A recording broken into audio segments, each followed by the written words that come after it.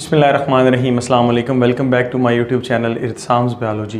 Dear students, आज हम MD cat lecture series के चौथे लेक्चर्स के अंदर पढ़ेंगे सम वायरल डिजीज़।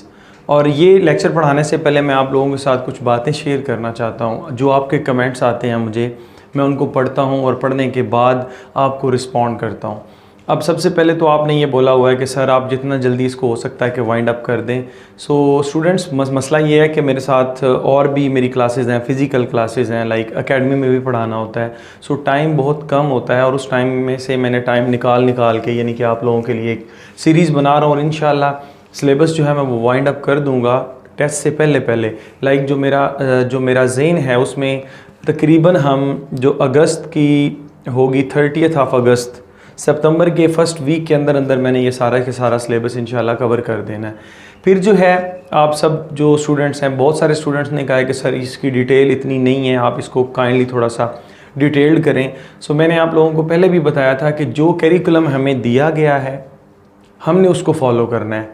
और उसमें जो बुक्स दी गई हैं उसमें मैं जिन बुक्स को मैं फ़ॉलो कर रहा हूँ वो पीटीबी है, उसके बाद फेडरल की बुक है, बलोचिस्तान एंड केपीके, ये 4 बुक्स हैं जिनको मैं देख रहा हूँ। और इन्हीं में से जो मतलब कि डाटा मुझे मिलता है उसको एक्सट्रैक्ट करके मैं आपके सामने जो है वो लेक्चर बना देता हूँ, लेक्चर डिलीवर कर देता हूँ। सो आप अगर इसके अलावा कुछ एक्स्ट्रा डाटा की, एक्स्ट्रा नॉलेज की बात कर रहे हैं तो वो आपको जो है ना खुद से पढ़ना पड़ेगा।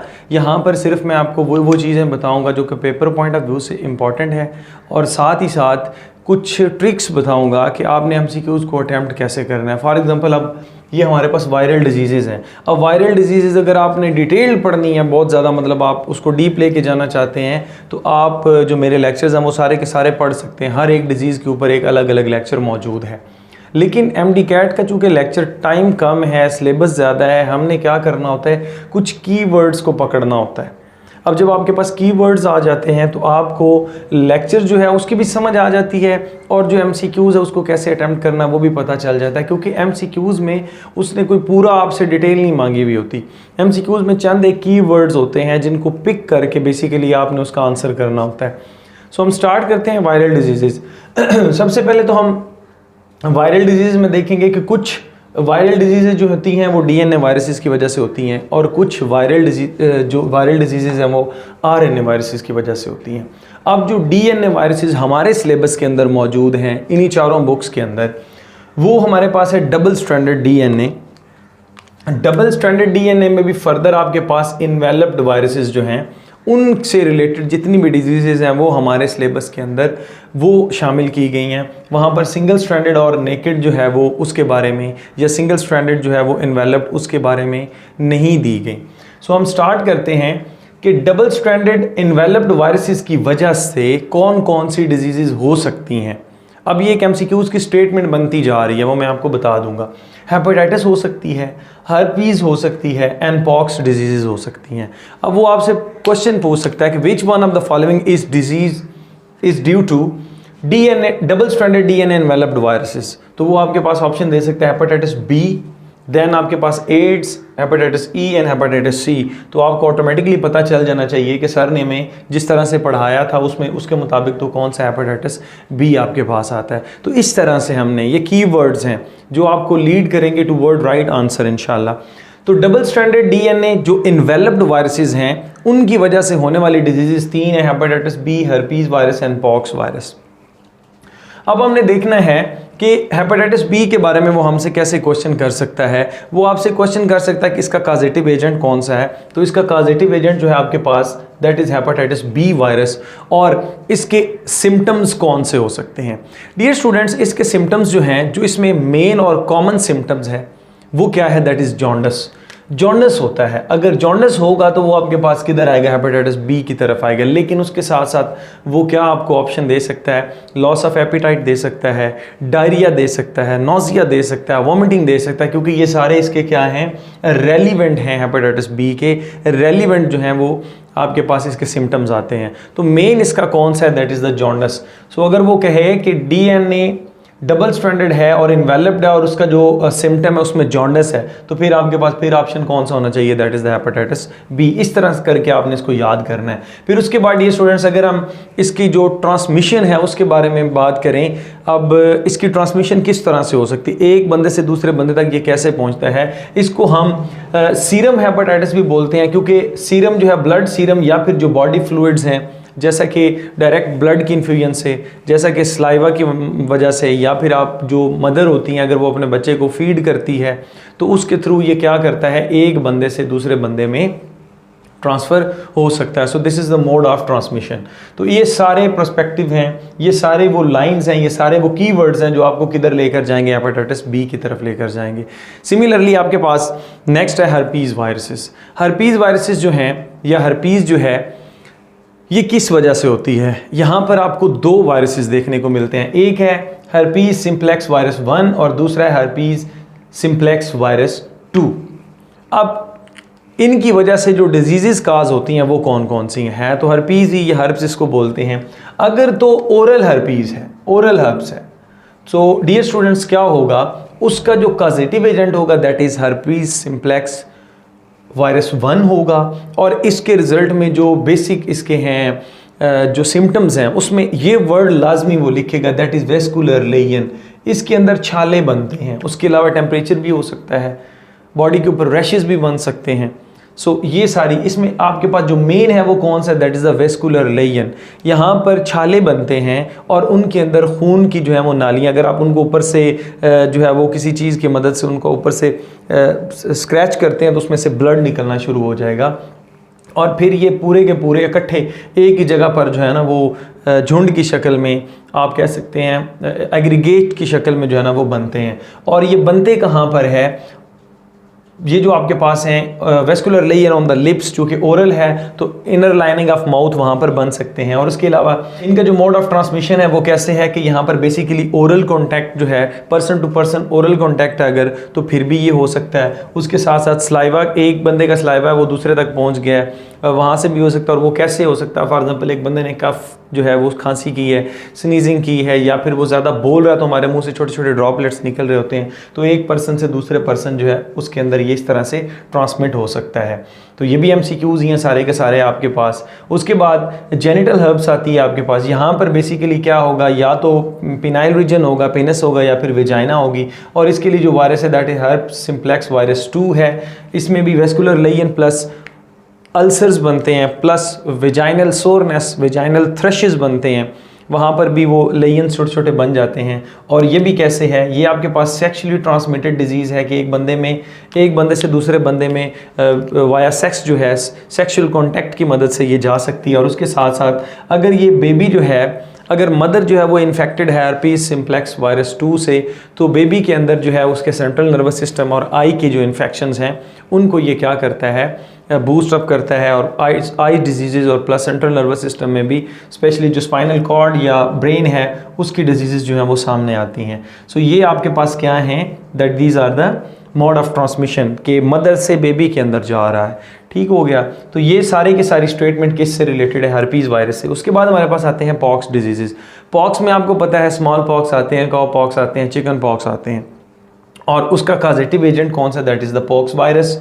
और इसमें क्या होता है, फ्लूइड फिल्ड वेजिकल्स होती हैं सिम्टम्स इसके, और बाद में वो पिटेड स्कार बन जाता है, ऊपर वो फ्लूइड अंदर से निकल जाता है और उसके ऊपर एक स्कार बन जाता है, दैट इज पिटेड स्कार। तो ये देखें ये किसकी वजह से है, this is the pox virus की वजह से। इसकी ट्रांसमिशन कैसे है, फेस टू फेस कॉन्टैक्ट, जैसे एक बंदे के सामने बैठ के बातें करना, या फिर डायरेक्ट कॉन्टैक्ट जो है वो हो जाए, या फिर एयरबॉर्न ड्रॉप्स की मदद से, कि हवा के अंदर एक बंदा बीमार है, वो बोल रहा है, उसको फॉर एग्जाम्पल चिकन पॉक्स है, तो वो बोल रहा है तो उसके मुंह से जो है वो उसके, चूँकि उसके बॉडी के अंदर क्या है वायरस है, तो उसके स्लाइवा के अंदर वायरस होगा, तो एक पर्सन से दूसरे पर्सन में जो है वो ट्रांसमिट हो सकता है। सो ये इसकी क्या थी, मोड ऑफ ट्रांसमिशन थी। सो इसके अलावा इनमें कोई और पर्टिकुलर बात नहीं है जो आपसे वो पूछ सकता है। These are the key words. अगर आप इन पे गौर कर लेते हैं, ये आपके ज़हन में पूरे के पूरा स्केच बना हुआ है, तो आप किसी भी तरह के MCQs उसको अटैम्प्ट कर लेंगे।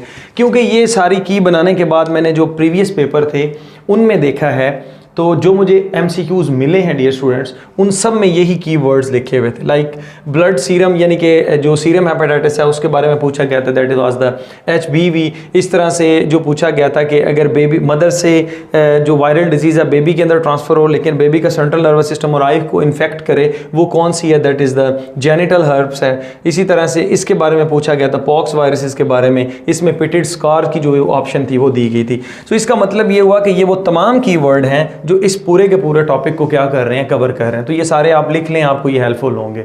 नेक्स्ट हम चलते हैं RNA की तरफ। तो कुछ ऐसी डिजीज़ होती हैं जो RNA वायरसेस की वजह से होती हैं। फिर RNA में भी हमने देखना है कि single stranded RNA, double stranded हमारे जो हैं सिलेबस उसके अंदर इंक्लूड नहीं है। सो सिंगल स्ट्रैंडेड RNA में भी single stranded RNA, positive sense single stranded RNA and negative sense single stranded RNA की वजह से जो डिजीज़ होती हैं उनको हम जो है वो डिस्कस करेंगे। सबसे पहले हम चलते हैं सिंगल स्ट्रैंडेड RNA।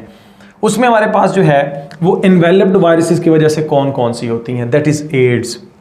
एड्स जो है इसका काजिटिव, एड्स क्या है, एक्वायर्ड इम्यूनो डेफिशिएंसी सिंड्रोम है। इससे रिलेटेड आ सकता है कि इसमें क्या होता है, बेसिकली ये एक सिंड्रोम बन जाता है, बहुत सारी बीमारियां यहाँ पर क्या हो जाती हैं, इकट्ठी हो जाती हैं डियर स्टूडेंट्स। और उसके साथ साथ यहाँ पर HIV इसका क्या है कि काजिटिव एजेंट है, ह्यूमन इम्यूनो डेफिशिएंसी वायरस है। और इसके जो सिम्टम्स हैं वो 3 तरह के होते हैं। एक ऑप्शन है आपके पास एसिम्टोमेटिक, दूसरा है AIDS related complex ARC and third पर है फुल ब्लोन। ये तीनों सिम्टम्स हैं। बेसिकली ये डिपेंड किसके ऊपर कर रहे होते हैं, ये स्टेजेस के ऊपर डिपेंड कर रहे होते हैं। सबसे पहले हमारे पास जो आता है that is the asymptomatic.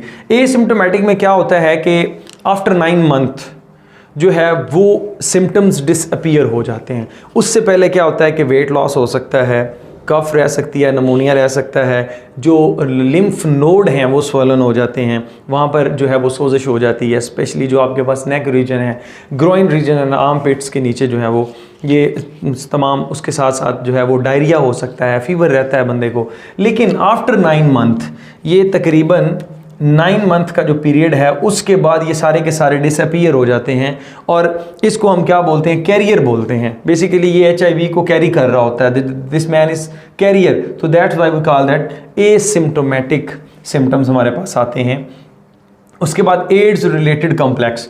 Add related complex जो हैं इसके अंदर क्या होता है, लिम्फ नोड, वही बात आ जाती है। एड्स के जितने भी सिम्टम्स हैं उसमें मेन आपके पास क्या होगा कि लिम्फ नोड, चाहे वो नेक रीजन के अंदर हैं, चाहे वो आर्म पिट्स या फिर ग्रोइन रीजन्स के अंदर मौजूद हैं, वो क्या कर जाते हैं, उनके अंदर जो है वो स्वोलन हो जाते हैं, उनके अंदर सोजिश आ जाती है डियर स्टूडेंट्स। अब इससे क्या होता है, नेक्स्ट जो है इसमें सडन वेट लॉस आ जाता है, नमूनिया आ जाता है, डायरिया आ जाता है, लॉस ऑफ एपिटाइट आ जाता है, वॉमिटिंग आ जाती है, इसके अंदर फीवर आ जाते हैं, नाइट स्वेट्स आ जाते हैं, चिल्स आ जाते हैं। और ये सारे के सारे जो हैं वो किस में आते हैं, एड्स रिलेटेड कॉम्प्लेक्स। ये बारी बारी मैंने जो बोले हैं इनको आप राइट अप कर लें क्योंकि यहाँ पे लिखने के लिए स्पेस नहीं थी। फुल ब्लोन जो है ये आपके पास एंड स्टेज है। यहाँ पर क्या है, एक बंदा जो है उसका वेट सडनली लॉस हो जाएगा, उसकी इम्यूनिटी जो है वो बिल्कुल कम हो जाएगी और वो अपॉर्चुनिस्टिक जो है इन्फेक्शन जो है, अपॉर्चुनिस्टिक इन्फेक्शन उसके लिए फॉर एग्जांपल कोई भी इन्फेक्शन है वो उसके ऊपर आसानी के साथ क्या कर सकता है, अटैक कर सकता है। कोई भी वायरस हो सकता है, कोई भी बैक्टीरिया हो सकता है। और इस केस के अंदर फुल ब्लोन के अंदर ज़्यादातर जो है वो बैक्टीरिया अटैक करते हैं, लंग्स को ले जाते हैं। जैसे स्ट्रेप्टोकोकस निमोनियाe है, ऐसे बंदों को जो है वो नमूनिया हो जाता है और फिर फर्दर उसके क्या है, उसकी डिजीज़ जो है वो बिल्कुल एंड पर होती है और उसमें जो है वो बंदे की डेथ हो जाती है डियर स्टूडेंट्स। नेक्स्ट हमारे पास आता है कि इसका मोड ऑफ ट्रांसमिशन क्या है। एक तो ये सेक्सुअली ट्रांसमिटेड डिजीज़ है, सेक्सुअल कॉन्टैक्ट से एक बंदे से दूसरे बंदे में जा सकती है, ठीक है, person to person, male to female. और जब इसकी हिस्ट्री देखी गई थी तो मेल टू मेल जो था, होमोसेक्सुअल जो थे मेल, उनके अंदर ये देखे गए थे। उसके साथ साथ जो है ब्लड ट्रांसफ्यूजन्स, अगर आप एक बंदे को अगर HIV पॉजिटिव है तो उसका ब्लड किसी दूसरे को लगाते हैं तो ऑटोमेटिकली वो भी HIV पॉजिटिव हो जाएगा। फिर उसी तरह से यूज्ड इक्विपमेंट्स, आप सैलून्स पर जाते हैं, आप डेंटल के पास जाते हैं, आप किसी कॉक अताई डॉक्टर के पास जाते हैं, वो आपको यूज सिरिंज लगा देता है जिसकी वजह से क्या हो सकता है, आपको एड्स हो सकता है। तो इन सारी बातों का आपने क्या करना है, जो है वो ख्याल रखना। और प्लस ये सारी जो बातें मैंने आपको बताई हैं, अगर ये आपके ज़हन में है तो एड्स वाला पोर्शन आपका कंप्लीट हो जाता है। फिर बाकी एड्स के बारे में मैंने आपको ऑलरेडी बताया हुआ है कि एड्स होता क्या है, इसका जो लाइफ साइकिल है उसका वो क्या है, वो मैंने अपने प्रीवियस लेक्चर के अंदर आपको बताया था कि वो मैंने ऑलरेडी उस पर लेक्चर डिलीवर किया हुआ है। उसके बाद नेक्स्ट हमारे पास आता है that is the hepatitis E. Hepatitis E जो है वो नॉन इन्वेलप्ड है और नेकेड वायरस है। इसका जो हेपेटाइटिस ई का जो कॉजेटिव एजेंट है दैट इज़ द HEV है, हेपेटाइटिस ई वायरस है। इसमें भी क्या है, बेसिकली मेन जो है वो जॉन्डिस है। उसके साथ साथ वही nausea, vomiting, loss of appetite आ सकता है, क्योंकि ये सारे किसके साथ एसोसिएटेड है, जॉन्डिस के साथ एसोसिएटेड है। और फिर इसका जो सोर्स है, ट्रांसमिशन है, वो क्या है, पिग है और वाटर बोर्न है ये डिजीज़। जो फीसिस होते हैं इन्फेक्टेड पर्सन के, अगर वो जहाँ पर फॉर एग्जांपल एक बंदे को हेपेटाइटिस जो है वो ई है, हेपेटाइटिस ई है उसको, और वो किसी ऐसी जगह पर रहता है कि फॉर एग्जांपल अगर वो फीसिस पास आउट करता तो वो फीसिस पास आउट होके जो है वो ज़मीन के अंदर जिस जगह पर वो फीसिस कर रहा है वहाँ से वो किसी भी तरीके से कोई जो सोर्स ऑफ वाटर है वहाँ तक पहुँच जाएँ, तो ऐसे बंदों को हेपेटाइटिस ई हो सकता है। ये जो आजकल हमारा पानी ख़राब है ये क्यों है, बेसिकली ये जो गटर्स हम लोगों ने बनाए हुए हैं या जो अंडरग्राउंड पाइप लाइनिंग है सीवेजेस की, ये बेसिकली लीक हो जाती हैं। जब लीक होती है तो उसके अंदर बेतहाशा बीमारियां होती हैं। फिर जब हम अपने जो वाटर्स जो नल होते हैं वहाँ से भरते हैं, हमने पंप लगाया हो तो वहाँ से पानी पीते हैं, अगर हम फिल्टर्ड वाटर नहीं पी रहे तो समझें कि हम बहुत सारी बीमारियों को क्या कर रहे हैं, ख़ुद अपने अंदर लेकर जा रहे हैं। उसकी रीज़न मैंने आपको बता दी है। तो इस तरह से वो इन्फेक्टेड पर्सन जो है उसकी फीसिस से एक बंदे से दूसरे बंदे में ट्रांसफ़र हो सकता है। सो यहाँ पर आप देखें कि क्वेश्चन आपके पास कैसे आ सकता है। Hepatitis is caused by hepatitis E virus, and hepatitis E virus के बारे में वो आपसे पूछ सकता है। It is a single stranded non enveloped और नेकेड वायरसेस है, ठीक है। इसका सोर्स ऑफ ट्रांसमिशन पूछ सकता है, तो वो आपके पास पिग हो सकता है या फिर फीसिस ऑफ इन्फेक्टेड पर्सन हो सकता है। नेक्स्ट हमारे पास है positive sense RNA, single stranded RNA। इसमें फिर हमारे पास इन्वेलप भी आ जाएंगे और नॉन इन्वेलप भी आ जाएंगे और नेकेड आ जाएंगे। हम पहले इन्वेलप की बात करते हैं। इन्वेलप में आपके पास hepatitis C, hepatitis F and hepatitis G हैं।